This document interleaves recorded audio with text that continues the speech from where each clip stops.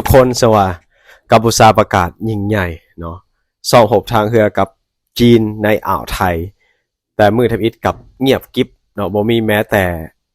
เงาของเรือหบจีนเลยเพิ่นว่าเนาะเกิดยังขึ้นกับพันธมิตรจีนเขมรหรือว่าปักกิ่งเริ่มถอยแล้วทุกคนส่วนมื้อนี้เฮาจะพาทุกคนมาโอ้ร่วมกันว่าสิเป็นไดทุกคนกราบสบายดีนะสวัสดีครับท่านผู้ชมยินดีต้อนรับเข้าสู่ช่องไลฟ์สไตล์วิทยานุสารอยู่กับข้าพเจ้าธนกศักดิ์เช่นเก่าเช่นเคยก็เป็นการทักทายสบายดีพ่อแม่พี่น้องโมที่สุดทุกคนว่าจะเป็นพี่น้องอยู่ทางเมืองลาวเมืองไทยหรืออยู่ต่างประเทศเป็นได้สบายดีบ่ทุกคนสภาพอากาศเป็นได้อยู่ทางประเทศไทยอากาศร้อนบ่จังหวัดอยู่สปปลาวเนาะอากาศร้อนทุกคนใดๆก็รักษาสุขภาพโมที่สุดทุกคนเนาะโอเคทุกคนสำหรับพี่ท่านใดที่เข้ามาเบิ่งใหม่อย่าลืมกด subscribe พาพี่กด subscribe และอย่าลืมกดกระดิ่งเนาะเพื่อบ่พลาดคลิปใหม่ๆของข้าพเจ้านั่นเองทุกคนถ้าว่าเรื่องประเทศพันธมิตรเนาะหรือว่าประเทศมหาอำนาจเนาะจีนก็เป็นประเทศหนึ่งแล้วก็เคินว่ามีพันธมิตรกับหลายๆประเทศ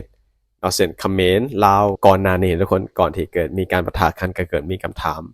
ว่าจีนเป็นผู้หนุนหลังกัมพูชาบ่เนาะที่เห็นให้ฮุนเซนผู้ที่มีอำนาจสูงสุดของประเทศกัมพูชาเนาะได้ออกมาโอ้อวดว่าจะเป็นเรื่องขีปนาวุธยุทโธปกรณ์ต่างๆเนาะก็เป็นสิ่งหนึ่งที่คิดว่าตัวเองมีผู้หนุนหลังหรือว่ามีอำนาจเนาะว่าจะเป็นเครื่องมือหรือว่าอุปกรณ์สู่รบต่างๆของสินะก็ซื้อมาจากจีนแต่ว่าส่วนหลักก็จะเป็นของมือสองนอกจากนั้นก็เป็นของจีนของรัสเซียบริจาคให้กัมพูชาเนาะซึ่งว่าล่าสุดกัมพูชาก็เลยแบบเงิบทุกคนซึ่งว่าเป็นการซ่อมรบทางเรือมือทำอิฐเงียบกิ๊บเนาะบ่มีเงาเรือรบจีนกลางอ่าวไทยเพิ่นว่าซึ่งว่ากลางกระแสความตึงเครียดในภูมิภาคอาเซียนตะวันออกเฉียงใต้และภายหลังจากเหตุการณ์การปะทะชายแดนไทยกัมพูชาซึ่งว่าความเคลื่อนไหวถูกฝีก้าวของทั้งสองประเทศกลายเป็นที่จับตามองของประชาคมโลกโดยเฉพาะอย่างยิ่งเมื่อกัมพูชาได้ประกาศการซ่อมรบร่วมทางเรือกับกองทัพเรือจีนบริเวณอ่าวไทยท่ามกลางความบ่พอใจของไทยที่มองว่านี่คือการสอดแทรกอิทธิพลจากภายนอกเข้าสู่พื้นที่อ่อนไหวแต่ในวันที่11มิถุนายน2018ที่กัมพูชาประกาศเป็นวันเริ่มต้นซ่อมรบทางเรือกับพบว่าท้องทะเลเงียบสนิทบ่มีเรือรบจากจีนบ่มีเฮลิคอปเตอร์บ่มีการส่งสัญญาณหรือแม้แต่รังสีของการแสดงพลังบ่มีหยังที่เกิดขึ้นเลยเอาเห็นให้ประชาชนทั่วประเทศต้องตั้งคำถามเกิดหยังขึ้นกับการซ่อมรบทางเรือจีนกัมพูชาในอ่าวไทยจะว่าเป็นหยังเนาะในมือทำอิฐของการซ่อมรบเรือระหว่างจีนและกัมพูชาจึงเงียบกิบผิดคาดจนว่าหลายฝ่ายคาดการณ์ว่าจะมีการเคลื่อนไหวอย่างคึกคักของกองทัพเรือจีนในพื้นที่อ่าวไทยใกล้ชายฝั่งกัมพูชาเพื่อแสดงแสนยานุภาพร่วมกับกองทัพเรือกัมพูชาแต่สิ่งที่เกิดขึ้นคือบ่มีแม้แต่เรือเงาเดียวที่เคลื่อนตัวเข้ามาพื้นที่ที่มีเป้าหมายสาเหตุที่เป็นไปได้ก็คือจีนถอนตัวแบบเงียบๆเนื่องจากเก่งกระแสต้านจากอาเซียนโดยเฉพาะไทยมาเลเซียและเวียดนามที่มองการเขื่อนพ้นทางทะเลในอ่าวไทยว่าเป็นภัยคุกคามต่อเสถียรภาพในภูมิภาคแรงกดดันจากโลกตะวันตกสหรัฐและพันธมิตรอาจจะส่งสัญญาณเตือนจีนผ่านการทูตลับว่าการส่งกองเรือเข้ามาในพื้นที่อ่อนไหวอาจจะกระทบความสัมพันธ์เชิงยุทธศาสตร์และนอกจากนั้นความเคลื่อนไหวบ่พร้อมของกัมพูชาเองที่ถึงว่าจะมีการประกาศอย่างยิ่งใหญ่แต่กองทัพเรือของตนเองยังขาดความสามารถในการเป็นเจ้าภาพร่วมกันอย่างเป็นทางการเป็นยังอ่าวไทยจึงกลายเป็นพื้นที่ละเอียดอ่อนด้านความมั่นคงส่วนอ่าวไทยถือเป็นทะเลปิดที่มีพรมแดนทะเลติดกับไทยกัมพูชาและเวียดนามซึ่งว่าการเคลื่อนกำลังทางเรือจากภายนอกเข้าสู่อ่าวนี้จึงบ่เป็นเรื่องง่ายเพราะต้องผ่านสองแคบระหว่างมาเลเซียสิงคโปร์หรือผ่านน่านน้ำเวียดนามซึ่งทุกทางล้วนถูกจับตานอกจากนี้อ่าวไทยยังเป็นแหล่งทรัพยากรสำคัญทางภูมิภาคทั้งก๊าซธรรมชาติและประมงเป็นพื้นที่ซ่อมรบของหลายประเทศอาเซียนร่วมกับสหรัฐเช่นคอปราโกเนาะครอบบาโกแล้วก็เป็นเส้นทางเรือสินค้าและน้ำมันที่มีมูลค่ามหาศาลการที่กัมพูชาจะจัดซ่อมรบโดยมีจีนเข้าร่วมจึงอาจจะถูกเบิ่งว่าเป็นการเสื่อเชิญอิทธิพลนอกภูมิภาคเข้ามาในเขตที่อ่อนไหวจีนเปลี่ยนใจหรือแค่รอจังหวะจะว่าเป็นไปได้หรือบอกว่าจีนตั้งใจเบรก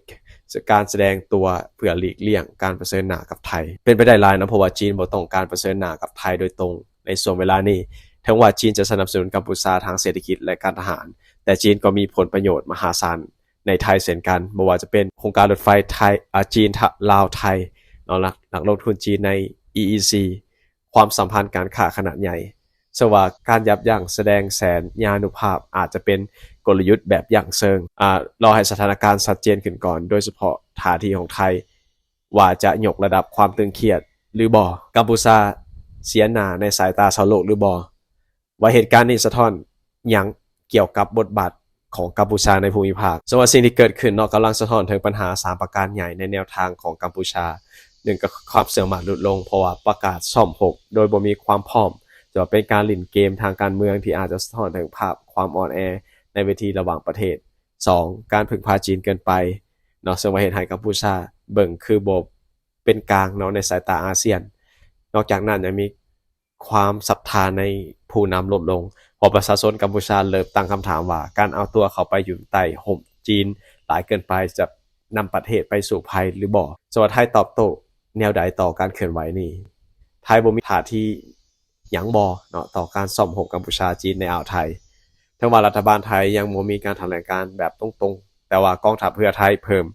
การลาดตระเวนในพื้นที่ทะเลติดกับกัมพูชาจะมีการส่งเรือฟริเกตเนาะและเครื่องบินกวดการเนาะมาเฝ้าพื้นที่อย่างเข้มข้นเพิ่นว่าเนาะแต่ว่ากระแสในสื่อไทยและโซเชียลสะท้อนถึงความบ่พอใจอย่างชัดเจนอีกทั้งพลเอกระดับสูงของไทยเนาะยังได้ประชุมลับกับฝ่ายสหรัฐและเวียดนามเพื่อประเมินสถานการณ์รวมถึงอาจจะมีการเตรียมการซ่อมหกแบบห่วงกับไทยสหรัฐฉุกเฉินในพื้นที่ใกล้เคียงเพื่อบาลานซ์อิทธิพลจีนนั่นเองภาพลวงตาของอภิมหาอำนาจและบทเรียนจากความเงียบเหตุการณ์นี้เนาะสอนหยังแน่ให้เกี่ยวกับเกมอำนาจระหว่างประเทศสว่าการแสดงพลังบ่แม่นคำตอบเสมอไปเพิ่นว่าเพราะในบางสถานการณ์การเงียบกับเสียงดังกว่าสว่าประเทศน้อยๆควรเล่นเกมสมดุลกัมพูชาอาจจะเรียนรู้ว่าการอยู่ในความสมดุลของมหาอำนาจอาจปลอดภัยกว่าเลือกข้างใดข้างหนึ่งที่ชัดเจนนอกจากนั้นเนาะอาเซียนยังมีอิทธิพลเพราะว่าความเป็นเอกภาพของอาเซียนสามารถถ่วงดุลเกมการเมืองโลกได้หากประเทศสมาชิกบ่แตกแยกนั่นเองส่วนเสียงที่เงียบจากทะเลกับเสียงที่ดังก้องในความสัมพันธ์ระหว่างประเทศส่วนการซ่อมรบที่บ่มีเรือบ่มีปืนบ่มีแม้แต่เสียงคลื่นจากเรือรบของจีนส่วนกลายเป็นข่าวใหญ่ที่บ่ได้เกิดจากการยิงปืนเนาะแต่เกิดจากความเงียบที่ทงพลังพุ่นว่าในขณะที่ไทยจับตาอย่างระหวาดระแวงจีนกับเลือกที่ถอย1-9เพื่อลบแสงสปอตไลท์กัมพูชาต้องรับแรงกระแทกจากการเสียหน้าอย่างบ่อาจจะปฏิเสธได้หลายคนก็อาจจะถามกันเข้ามานะทุกคนว่าเป็นอย่างจีนจึงบ่ส่งเรือรบเข้ามาร่วมซ่อมกับกัมพูชาในอ่าวไทยเนาะเพราะว่าจีนเนาะบ่ส่งเรือรบเข้ามาร่วมซ่อมกับกัมพูชาในอ่าวไทยในมือถือของการปฏิบัติการอาจจะสะท้อนถึงความระมัดระวังเชิงยุทธศาสตร์ของปักกิ่งเนาะที่บ่ต้องการยกระดับความตึงเครียดในภูมิภาคให้สูงขึ้นเกินไปเนาะโดยเฉพาะอย่างยิ่งกับประเทศไทยและเวียดนามที่มีผลซับซ้อนเนาะคือข้าพเจ้าว่าในเทิงเนาะทางทะเลทุกคนเนาะแล้วก็ยังเป็นประเทศคู่ค้าหลักของจีนในกรอบเศรษฐกิจระหว่างประเทศอีกทางยังการส่งเรือรบสู่อ่าวไทยซึ่งเป็นเขตที่จีนบ่มีชายฝั่งโดยตรงเนาะอาจจะถูกตีความว่าเป็นการแสดงแสนยานุภาพเกินเหตุและอาจจะเห็นให้เกิดแรงต้านจากชาติอาเซียนที่เหลือแต่ว่าจีนอาจจะเลือกวางตัวสูงปล่อยให้กัมพูชาซ่อมรบภายในขอบเขตตนเองโดยบ่ได้ส่งยุทโธปกรณ์หนักเข้าห่วงในทันทีเพื่อเลี่ยงการถูกตราหน้าว่าเป็นผู้จุดสนวนความบ่มั่นคงในภูมิภาคอาเซียนการที่ซ่อมรบมื้อทวิตเงียบกริบเนาะสะท้อนถึงความล้มเหลวของผู้ใด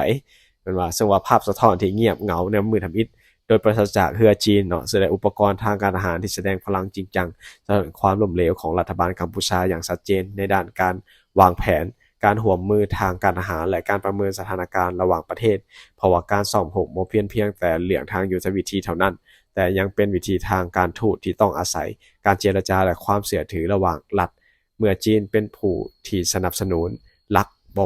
บ่ปรากฏตัวในภาคปฏิบัตินั่นก็คือการตัดคะแนนความน่าเชื่อถือของหุ่นมาเนสเนาะที่พยายามสร้างภาพว่าจีนหนุนหลังเต็มตัวทั้งที่ในความเป็นจริงแล้วจีนอาจเพียงใส่กัมพูชาเป็นเครื่องมือแต่บ่ได้ยอมผูกพันจนเสี่ยงความสัมพันธ์กับชาติอื่นๆในภูมิภาคโดยบ่จำเป็นและยิ่งเมื่อบ่มีเรือรบกัมพูชาแสดงถึงกำลังในพื้นที่ก็ยิ่งตอกย้ำภาพลักษณ์ว่าการซ่อมรบในครั้งนี้เป็นเพียงพิธีกรรม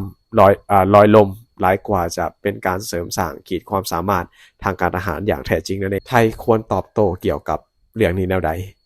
จังหวัดไทยควรใช้สถานการณ์นี้เป็นโอกาสในการแสดงความเป็นผู้นำของภูมิภาคอาเซียนในเชิงสันติภาพและความมั่นคงด้วยการแสดงออกอย่างสุขุมมั่นคงและบ่ยั่วยุโดยส่งว่าการออกแถลงการระดับ กองทัพเรือกระทรวงการต่างประเทศเพื่อเน้นย้ำหลักการบ่แทรกแซงกิจการภายในของประเทศอื่นในขณะเดียวกันทุกคนก็ควรส่งสัญญาณชัดเจนว่าหากมีภัยคุกคามเกิดขึ้นจริงจังจากอาณาเขตติดทะเลของเพื่อนบ้านเนาะไทยมีขีดความสามารถที่จะรับมือและป้องกันอธิปไตยของตนเองได้อย่างเต็มที่อีกทางควรเร่งเสริม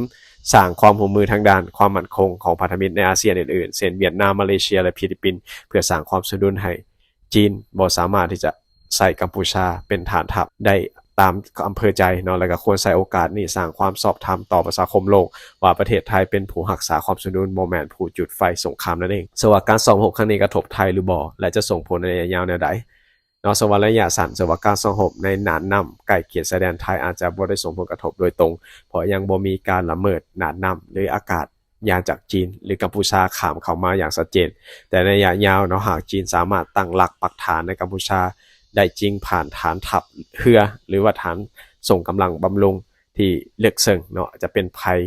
ต่อเส้นทางโลจิสติกและการประมงและความมั่นคงของฝั่งทะเลภาคตะวันออกไทยโดยตรงเนื่องจากว่าอ่าวไทยมีพื้นที่จำกัดสำหรับการเคลื่อนไหวของกองทัพใดๆจะถูกจับตาได้ง่ายจึงเห็นให้การมีเรือรบจีนใกล้ฝั่งไทยถือว่าเป็นเรื่องละเอียดอ่อนและส่งผลต่อการวางยุทธศาสตร์ด้านกลาโหมรวมไปถึงอาจจะบีบให้ไทยเนาะต้องเสริมเขี่ยวเล็บทางทหารในพื้นที่อย่างต่อเนื่องแต่ว่าเป็นภาระทางงบประมาณและอาจดึงไทยเข้าสู่สมรภูมิรัฐศาสตร์อย่างหลีกเลี่ยงบ่ได้นั่นเองทุกคนนี่คือเป็นข้อมูลที่ข้าพเจ้ารวบรวมมาเกี่ยวกับจีนและกัมพูชาเนาะก็คือจีนก็เป็นประเทศมหาอำนาจหนึ่งเนาะที่ว่าแน่นอนเนาะเขาในมุมมองหนึ่งก็บอกว่าพันธมิตรแต่ในมุมมองหนึ่งกัมพูชาอาจจะถูกจีนคอนโทรลคล้ายๆกับประเทศเฮาเนี่ยนะทุกคนอาจจะมีส่วนหนึ่งเพราะว่าเขาไปติดหนี้เขาไปสินะไปยืมเงินเขามาใช้สินะหลังจากนั้นเนาะทุกอย่างเขาอาจจะถูกยึดแล้วก็เป็นของเขาอาจจะคอนโทรลเขาได้ว่าเขาควรเห็นอะไรแล้วสิ่งนี้ก็เป็นสิ่งหนึ่งที่สำคัญเพราะว่าจีนค่อนข้างที่จะฉลาดเรื่อง economics เรื่องเศรษฐกิจอีกอย่างต่างๆเนาะก็เห็นแบบF4 เนาะเขาจะมีแนวทางเรื่องการแก้ไขในใดอันนั้นอาจจะบ่เกี่ยวกับเฮาเนาะแต่ว่าเขมรล่าสุดก็คืออุซเซนก็อาจจะมีการที่เห็นให้ประชาชนบ่ไว้วางเนื้อเสือใจเนาะแล้วก็บรรดาประเทศเนี่ยเซาท์อีสต์เอเชียอาจจะมองว่าการที่เว้าไปอาจจะเป็นลมๆแรงๆเนาะอาจจะเว้าไปโดยที่แบบบ่มีข้อมูลชัดเจนและอีกอย่างเนาะจีนก็อาจจะบ่กล้าที่จะประลองเนาะบ่กล้าที่จะมาซ่อมหกนำเพราะว่าอย่างเกรงใจไทยแน่นอนเพราะว่าจีนก็มีแบบได้ส่วนได้ส่วนเสียจากไทยสินะก็อาจจะบ่กล้าเนาะโอเคทุกคนคลิปเฮาจบเท่านี้คนถ้าทุกคนมาก็ฝากกดไลค์กดแชร์ Subscribe สบายดีสวัสดีครับ